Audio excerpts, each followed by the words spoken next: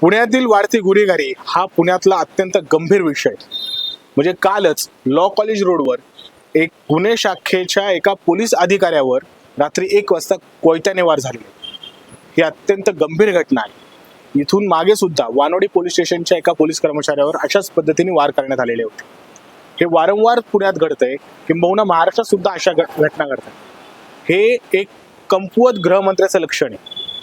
जर पोलीसच या पुण्यामध्ये सुरक्षित नसतील तर सर्वसामान्य माणसांनी जायचं कुणाकडं हा मोठा प्रश्न.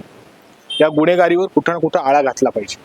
इतक्या सहजपणे गुन्हेगारांना हत्यारे मिळत आहेत, मग ते पिस्तुलं असतील, कोयते असतील, त्या विक्रीवर कुठं ना कुठं अंकुश आणला गेला पाहिजे. मध्यंतरी पुण्याचे माजी आमदार रवींद्र धंगेकर यांनी देखील या गुन्हेगारीवर गंभीर प्रश्न उपस्थित करत राज्याचे काही मंत्रीच या गुन्हेगारीला खत पाणी घालत असल्याचे आरोप केले होते.